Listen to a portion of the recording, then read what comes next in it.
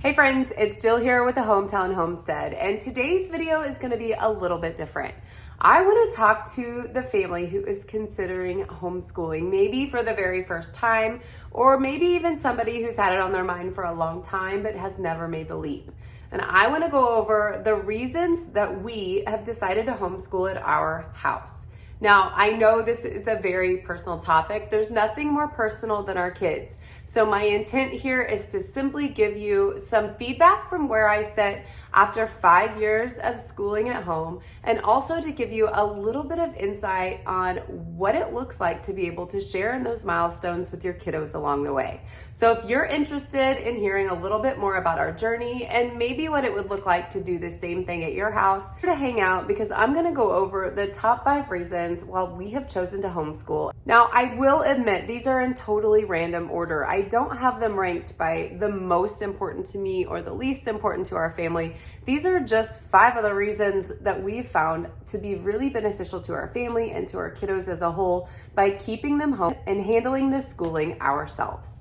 So now that I've got that laid out, let's jump in. The first reason that I'm going to chat about today is time freedom. Now, I have a lot of friends who I hear talking about how much time they spend in meetings at school, talking to teachers, PTO, pickup, all of those kinds of things.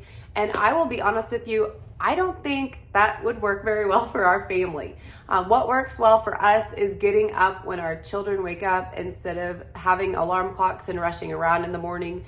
We don't have to skirt out the door, and we don't have to spend our nights working on homework or wondering what we've missed or running out to the store to get the last things that we need for an assignment that we didn't know were due until the next day. It just really is a slow and easy process. And we're able to just kind of have a more relaxed environment and make learning a bit more natural than to have to meet timeframes set out by others. Along that same line, I also don't spend 8+ hours away from my kiddos every day. For our family personally, we don't need the use of the childcare feature that comes along with traditional education. So it really is wonderful to be able to have our kiddos at home all day long and witness our children making lasting connections and friendships that will last them throughout their lifetime. I'm perfectly content, actually quite happy, if the best friends that my children ever make are their brothers and sisters that live under this house, and that they expand from there instead of finding all of their happiness and friendships outside the house and having distant connections to their siblings as they age. The relationships that they're building are largely based on the time freedom that homeschooling has allowed us to have. Additionally, we can take field trips and vacations whenever we want. We try to plan these things when everybody else is in school or the low season so that we're able to take advantage of shorter wait lines or anything of the sort when we're out and about, or even just to be able to head out for lunch when everybody else is busy at school. Time is definitely one of the big reasons that homeschooling flexibility is right for us. One of the other bonuses of educating at home for us is curriculum choice.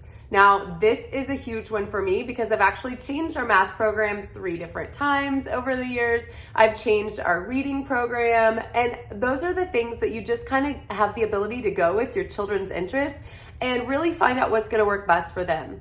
I actually initially started off with a math program that had 0 workbook and thought it was going to be the greatest thing ever until my oldest kid loved workbooks. And I'm like, okay, yeah, all right. So we moved on to something different. If he was in a traditional classroom and they had one curriculum and no option for change, he might really struggle if the curriculum wasn't one that met his personal learning style. With us being at home, we have the ability to make those changes as we need to. So even if it's the middle of the year, if something is just clearly not working, there's no reason to stick with it, and we have the ability to make a change. We've done that with math, we've done that with reading, and we've done that with our main curriculum as well, even switching co-op when things didn't fit our family well. So that flexibility has been of the utmost importance to us and a huge win for many homeschool families that I know as well. Something else to think about when choosing your own curriculum is you have the option to go with what's right for your family as far as if you want it to be Christian-centered or not. When I first started homeschooling, I really had no idea how to blend Christianity and education because I came from a public mindset and I just didn't see how they could fit together. And after doing it, I don't see how they fit apart. I don't see how I was given a full understanding of history even without taking a look at the Bible and partnering it with what we were learning at the time. For us, being able to have a Christian focus at home is important. I actually also love that we can write Bible verses for our handwriting practice. We can pull our spelling words, and we're able to work everything off of a Christian worldview and biblical principles. If my kids were in public, that wouldn't be an option. And it's really something that I didn't even see how could fit together in the beginning. And now I don't see how it can be done apart. So for us, that's also a big bonus. The number 3 reason I want to chat about today is sharing in the milestones. Now, when my son learns to read, it was me who got to teach him. And I know a lot of people are super concerned about teaching their kids to read, but the truth is, if you can read, then you can teach your kid to read. There are programs and curriculums out there that are dedicated to helping even struggling learners read.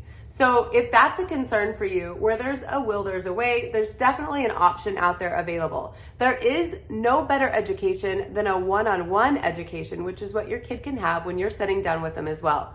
Again, back to the curriculum choice, there are scripted curriculums that are game-based and fun and engaging for students, and they're learning in ways that they don't even know. One of those is Logic of English, and it's what I've used to teach my first 2 to read and what my third is starting in on now. Really can't say enough about the ability to share in those milestones when they make the connections and realize that they can read a word or they can figure out a math problem. Just being a part of that is a really huge gift to the family.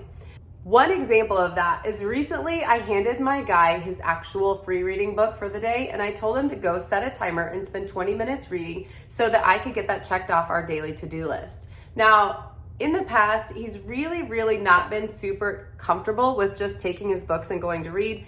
It's not that he couldn't do it, it's just that he didn't like it. But since I found a series that he loved and he's really engaged, he grabbed the book from me and goes, "No problem, that's easy." Now, from where we've come from to have a kid grab a book and say, "That's easy," was a huge shout out to the reason that we do this at home. And to be able to be there when he actually heard the words fall out of his mouth, he was just as shocked as I was. And he's like, "What? No, I didn't say that." But he did. And he said that because of the time that we spent together as a family, focusing on his reading and teaching him how to get it done. Another enjoyable part of schooling at home is the connection that you build as a family. I don't ever have to ask my kiddos what they learned during the day and hear them say, "I don't know," or "nothing," because I know what they learned. I was right there with them. Now, we do have those conversations with my husband because he is off at work, but the fact that I know personally what they've been doing and what they're working on, and then can incorporate that back into conversations that we're having or activities that we're doing as a family. Like recently we were talking about the amount of fencing that we were going to need, and I gave my son the dimensions because we had just been working on area and perimeter in our math class, and he was able to figure all of that up based off the connection and me knowing where they were at, what they were learning, and what his skill level was. So the connections that I'm able to build with my kids, as well as the connections that they're able to make with each other when working together, practicing together, and spending their days together, is a huge blessing for our family and something that I will never regret, no matter how much time I give up or what other things I could be out doing for myself or my family. So the next thing I want to talk about is something so important that when I was putting together this footage and realized that it didn't make the cut, I knew I simply could not put this video out without sitting down to reshoot the footage that I had lost. So right now, I want to talk to you about socialization. Now, a lot of people see this as a reason not to homeschool, but for my family personally, it's a big reason to homeschool. And I want to show you a little bit about why we feel that way by reading you the definitions of socialization that is found in the HarperCollins Dictionary online right now. Socialization is the process by which people, particularly children, are made to behave in a way which is acceptable in their society and culture. The second definition I find even more interesting. Socialization is the process by which something is made to operate on socialist principles. For my house, I don't need my kids made to operate on socialist principles. And I also don't think a group of same-aged peers, between 10 and 20 of kids that were all born within the same year, are the best at teaching my kids how to behave properly.